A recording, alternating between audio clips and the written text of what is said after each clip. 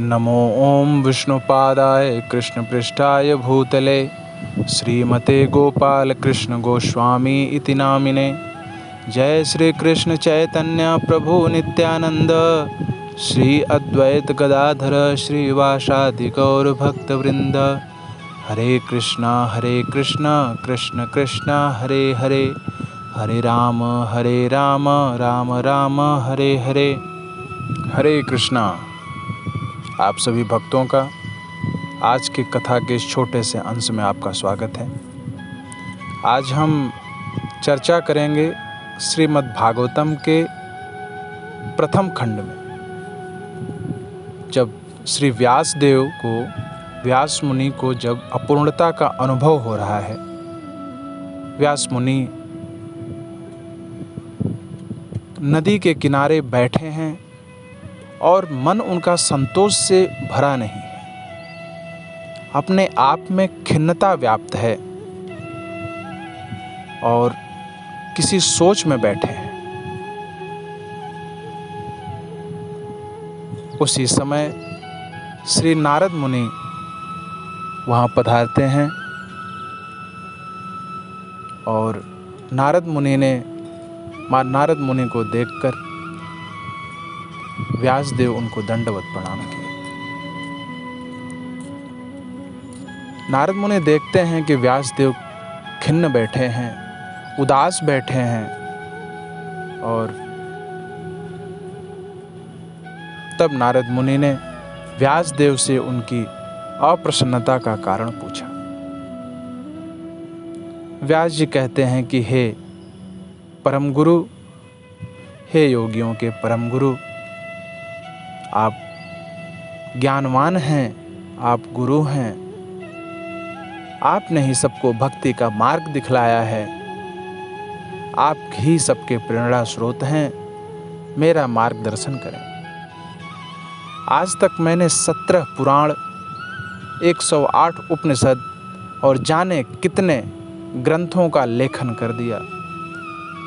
इसके बावजूद भी मुझे आज भी अपूर्णता का अनुभव हो रहा है।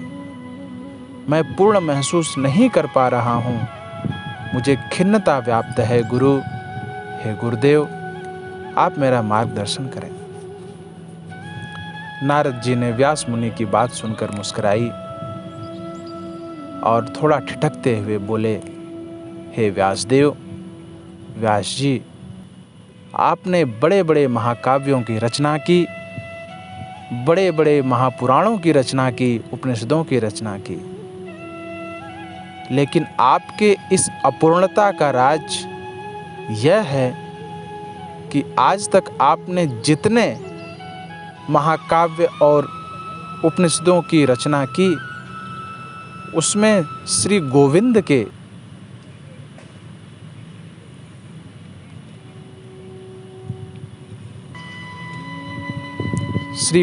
के, कन्हैया के, वासुदेव के गुणों की महिमा नहीं गाई।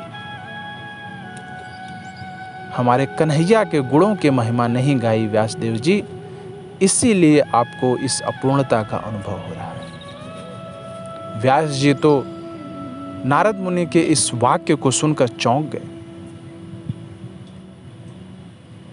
और कहते हैं, हे गुरुदेव, मैंने महाभारत जैसे महाकाव्य की रचना की, उसमें श्री कृष्ण के गुणों की महिमा गाई है। नारद मुनि कहते हैं कि नहीं, महाभारत जैसे महाकाव्य में आपने वासुदेव के गुणों का वर्णन नहीं किया है, आपने अर्जुन के गुणों का वर्णन किया है, अर्जुन की महिमा गाई है। कहते हैं कि महाभारत के युद्ध में जब भगवान श्री कृष्ण हमारे वृंदावन बिहारी लाल अर्जुन के रथ को हाँकते हैं, तो सारथी के रूप में उनका जो योगदान रहा है अर्जुन के रथ को आगे बढ़ाने में, अर्जुन जब दाहिने अंगूठे से भगवान श्री कृष्ण के दाहिने कान को, अंगूठे से जब दाहिने कान को छूते थे, तब रथ को भगवान दाहिने की तरफ ले जाते थे।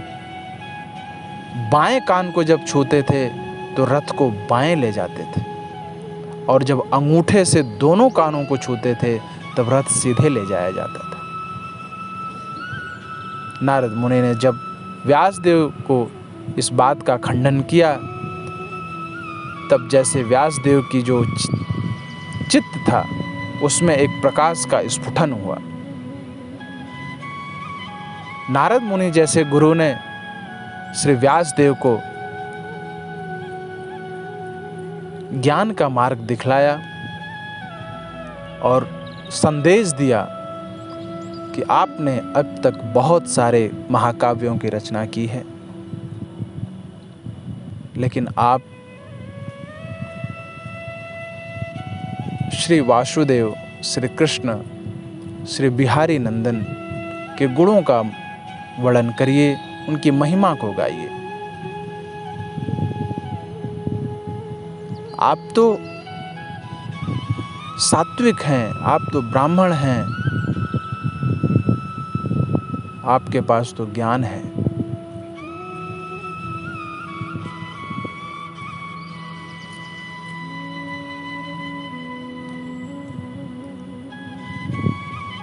आपके ऊपर तो भगवान की कृपा है, आपको कहीं कुछ खोजने की जरूरत नहीं है। और व्यासदेव जी को समझाते हुए श्री नारद मुनि कहते हैं कि मैं अपनी कथा कहता हूँ कि मेरा जन्म पहले एक दासी के पुत्र के रूप में हुआ था। मेरी माँ बहुत गरीब थी और एक राजा के यहाँ दासी का काम करती थी। उस राजा के यहाँ कुछ ब्राह्मण लोग पधारे और किसी अनुष्ठान हेतु ब्राह्मणों को वहाँ पे कुछ दिन रुकने का अवसर प्राप्त हुआ। तो मेरी माता हालांकि वहाँ पे काम करती थी और ब्राह्मणों को भोजन के उपरांत जो शीत प्रसाद बच जाता था, माँ उसी प्रसाद को लेकर आती थी और मुझे खिलाती थी। अब संतों की शीत प्रसाद, जूठा प्रसाद खाने से मेरे अंदर भगवत भक्ति की प्राप्ति हुई। मेरा मन भगवान की तरफ आकर्षित होने लगा। मैं मन ही मन सोचता था कि भगवान कैसे मिलेंगे, कैसे मिलेंगे, कैसे मिलेंगे। कुछ दिन बाद सारे ब्राह्मण वहाँ से चले गए। संतों के प्रस्थान के बाद एक दिन अंधेरी रात में मेरी माँ अपनी गाय का दोहन कर रही थी, दुग्ध निकाल रही थी, और एक विषैले सांप ने मेरी माँ को डस लिया। विषैले सांप के डसने से मेरी माँ की मृत्यु हो गई और मैं अकेला और अनाथ हो गया।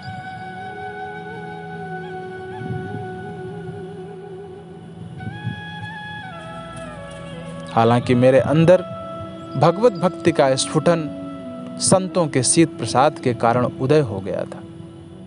मेरा मन भगवान में लग चुका था, भगवान को प्राप्त करने की ओर मैं अग्रसर हो रहा था। मन ही मन मुझे प्रसन्नता और दुख दोनों हुआ। प्रसन्नता यह हुआ कि चलो कोई बात नहीं, भगवान ने ले लिया, अब मैं फ्री हो गया, मैं भगवान को ही खोजूंगा। और दुख यह हुआ कि मेरी माँ थी, इकलौता मैं लड़का, और मेरी माँ मुझे इतना पाल पोस के बड़ा किया, मैं उसके लिए कुछ नहीं कर पाया, इसका मुझे दुख था। तो जितने भक्त होते हैं भगवान के सच्चे भक्त, वह मरने से नहीं डरते। काशी में कबीरदास जी कहते थे, मरने से सब जग डरे, मेरो मन आनंद, कब मरिहों को भेटिहों पूरन परमानंद। कबीरदास जी कहते थे, कब मैं मरूंगा, कब मैं उस पूर्ण परमात्मा आनंद में विलीन हो जाऊंगा, कब मैं उसको प्राप्त करूंगा। तो मरने पर संत लोग खुश होते हैं, अच्छा हुआ यह शरीर छूटा, अब भगवत धाम में प्रवेश करेंगे। तो मैं इसी चिंता में चला जा रहा था। अब बीच में बारिश हुई। अब बारिश के कारण मैं एक वृक्ष के नीचे, पीपल के वृक्ष के नीचे खड़ा हो गया था। भगवान की कृपा देखिए, उसी वृक्ष के नीचे मैं क्या देखता हूं कि एक प्रकाश पुंज निकला, और प्रकाश पुंज बाहर नहीं, मेरे अंदर, मेरे मन के अंदर भगवान की छवि दिखाई दी और मेरे दोनों नेत्र बंद हो गए। नेत्र बंद होते ही मैं क्या देखता हूं कि मैं भगवान का दर्शन किया, बहुत माइक्रो सेकेंड के लिए, बहुत थोड़े समय के लिए।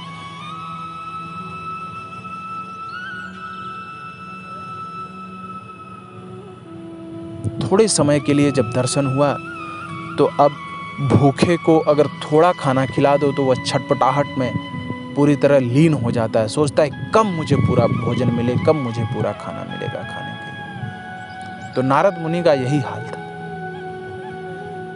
अब थोड़ा सा भगवान का दर्शन करने के बाद वह प्रकाश पुंज विलुप्त हो गया।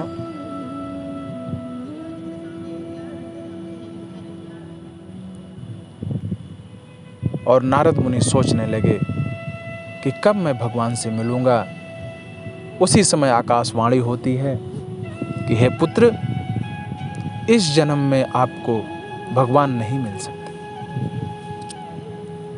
अब भगवान, अब नारद मुनि जैसे दासी पुत्र को संतों का शीत प्रसाद खाने के कारण इतनी कृपा की बारिश हुई। जब आकाशवाणी को नारद मुनि ने सुना कि इस जन्म में नहीं मिल सकते भगवान, तो नारद मुनि ने सोचा कि यह जीवन तो व्यर्थ है। वह जीवन ही जीवन क्या जिसमें भगवान की प्राप्ति न हो। और वह हाथ जोड़कर वहीं बैठ गए कि प्रभु, जब इस जीवन में मैं आपको नहीं पा सकता तो इस शरीर को मैं त्याग देना चाहता हूं। शरीर को त्याग देने की इच्छा जब हुई तो